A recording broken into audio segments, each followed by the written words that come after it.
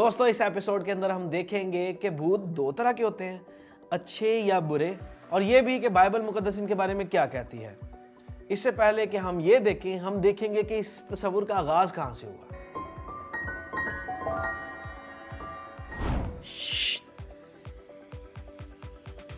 कुछ है यहाँ पे। भूत। आप तो सच में डर गए।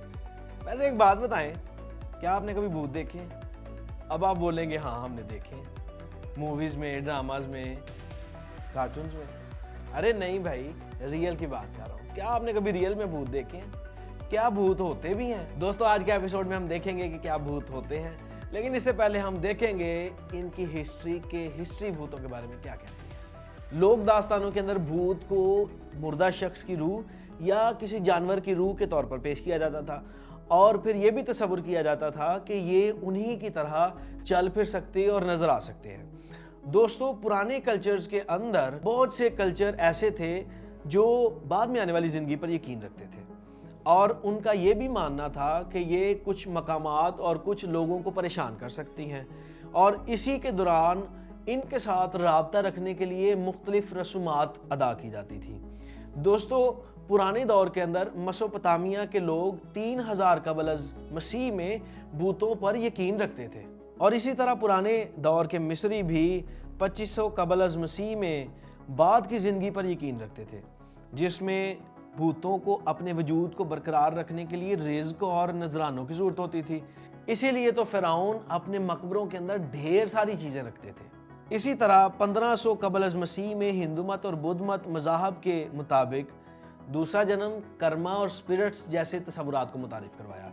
इन शॉर्ट पुरानी सिविलाइजेशंस की स्टोरियों के अंदर भूत, प्रेत और इस तरह की सारी चीज़ें हमें नज़र आती हैं, जिसका आज की लोक दास्तानों पर काफ़ी असर होता है, और आज हम मूवीज़, ड्रामाज और कार्टून्स के अंदर भूत देखते हैं। दोस्तों कई लोगों का तो ये भी कहना है कि उन्होंने अपनी आंखों से भूत का सामना किया है, और इसी के चलते ये भी बड़ी बातें सामने आती हैं कि खाली जगहों, वीरान मकानों, पुरानी हवेलियों के अंदर आज भी भूत बसेरा करके बैठे हुए हैं। और तो और हमारे तकरीबन स्कूल कब्रिस्तानों और मोरक्यों पर बने हैं, इसीलिए तो बच्चे वहां पर जाने से कतराते हैं।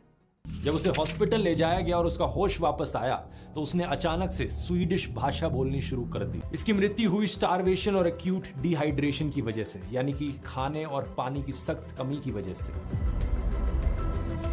इन नौजवानों ने सुरंग के आखिर में कुछ हैरान कुछ देखा, जो कि माना जाता है बहुत सालों पहले यहाँ पाए जाने वाले पागल खाने की मरीजा है, जिसका अब कोई वजूद नहीं। वैसे जब मैं छोटा था तब मैं भूतों से बहुत डरता था, लेकिन अब मैं जो कि बड़ा हो गया अब नहीं मैं डरता।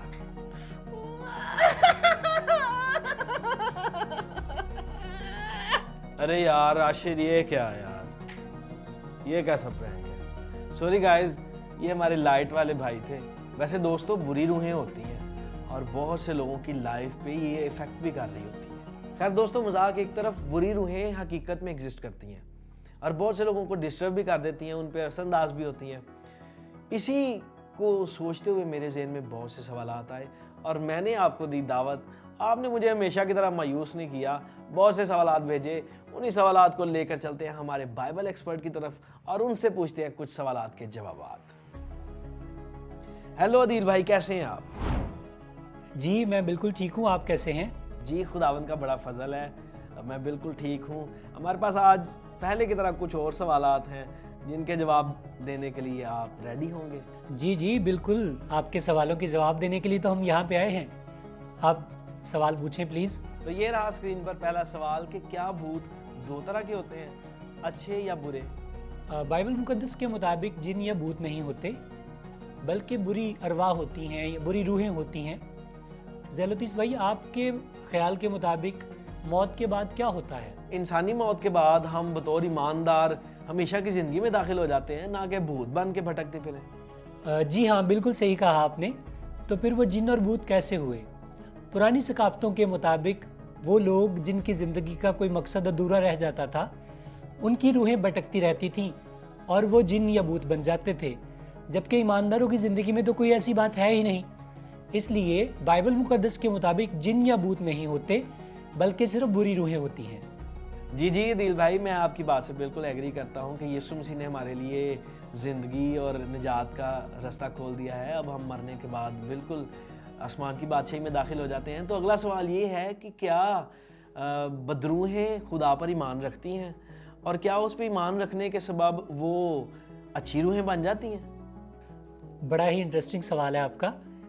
अगर कोई यीशु मसीह को जानता है और उसे अपना शख्सी निजात दहिंदा कबूल कर लेता है, तो यकीनन वो अपनी ज़िंदगी यीशु मसीह के अहकामात के मुताबिक गुजारता है।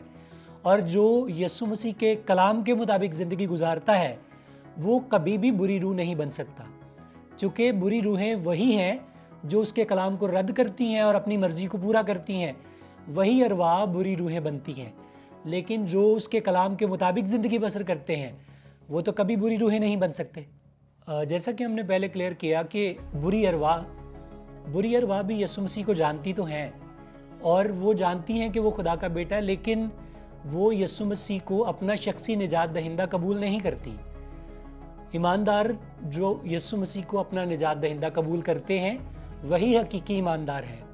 इसलिए बुरी अरवाह चूँकि यीशु मसीह को अपना शख्सी निजात दहिंदा कबूल नहीं करती, इसलिए वो ईमानदार नहीं है। जी हाँ अदील भाई, बिल्कुल ऐसा ही है। और अगला सवाल रहा ये स्क्रीन पर कि भूतों को निकालने के बारे में बाइबल मुकद्दस क्या कहती है? बाइबल मुकद्दस में हमें ऐसे हवालाजात मिलते हैं कि जब यीशु मसीह ने खुद बदरूहों को निकाला और ईमानदारों को भी ये इख्तियार दिया कि वो बुरी रूहों को निकाल सकें। ये खुदा की एक ख़ास नेमत है जो रूहुल कुद्दस के वसीला से हमारी ज़िंदगी में काम करती है, लेकिन ये नेमत सबको मुयस्सर नहीं। वैसे दिल भाई आपने बहुत अच्छा बताया। बाइबल मुकद्दस हमें बहुत से ऐसे वाक़यात बताती है। एक सवाल है जिसको आपको गैस करना पड़ेगा कि भूतों से रिलेटेड और क्या सवाल हो सकता है। हाँ, मुझे कुछ तो समझ आ रही है कि आप क्या पूछना चाह रहे हैं, लेकिन प्लीज़ आप ज़रा एक्सप्लेन कर दें। ओह, तो आप कहीं रोबोट्स और इंसानों की शादी जैसा सवाल तो नहीं करना चाह रहे? जी हाँ दिल भाई, बिल्कुल ऐसे ही है। और अगला सवाल ये है कि क्या इंसान और भूत की शादी हो सकती है? वैसे सोचने की बात है कि हमारे लोगों की सोच भी कहाँ तक पहुँच जाती है। जी भाई, मैंने भी लोगों को ऐसे सवालात करते हुए सुना है, और मुझे हैरत उस वक़्त होती है कि जब लोग कहते हैं कि जब किसी शख्स की शादी हुई तो उस वक़्त उसमें बदरूह थी और उसका भी निकाह उस की शादी के वक़्त तय हो गया, और इसलिए बदरूह अब उस शख्स को छोड़ना नहीं चाहती। क्या वाकई? तो फिर ऐसी सूरत हाल में आप उनको जवाब क्या देते हैं? आपको याद होगा कि हम कुछ पहले एपिसोड्स में बात कर चुके हैं कि निकाह मर्द और औरत के दरमियान खुदा की मर्ज़ी के मुताबिक एक पाक साक्रामेंट है और इसकी कोई और दूसरी सूरत नहीं। लिहाजा निकाह सिर्फ मर्द और औरत के दरमियान है, ना कि अरवाह के दरमियान।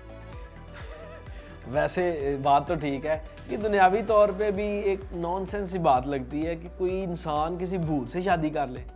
जी बिल्कुल, लेकिन इससे ये भी जाहिर होता है कि इब्लीस ने किस तरह लोगों की सोचों को गुमराह किया हुआ है और लोग किस हद तक इब्लीस का अपनी ज़िंदगी में असर कबूल किए हुए हैं। आपने ये तो बिल्कुल ठीक कहा। खैर शुक्रिया दिल भाई। भाई मैं आपका शुक्रिया अदा करना चाहता हूँ कि जो हमेशा ऐसे मौक़ों पर मुझे याद करते हैं ताकि मैं आपकी इस सिलसिले में मदद कर सकूँ। दोस्तों, मुझे बाइबल की इस इन्फॉर्मेशन से बड़ी तकवीत मिली। उम्मीद करता हूँ आपको भी बड़ी तसल्ली, मोटिवेशन मिली होगी, क्योंकि ये भूत कार्टून्स, ड्रामाज और मूवीज़ के अंदर तो बड़े ताकतवर हो सकते हैं, लेकिन हकीकत में ये गलबा नहीं पा सकते, क्योंकि हम हैं मसीह के खून से ख़रीदे गए। उसकी कुव्वत से भरपूर ज़िंदगी बसर करते हुए खुदावंद में महफूज। तो ये बात जानते हुए अपना ख्याल रखें और अपने सवालात पोस्ट करना मत भूलिएगा। मिलते हैं एक नए एपिसोड के अंदर नए सवालात के साथ। तब तक के लिए खुदा हाफिज़।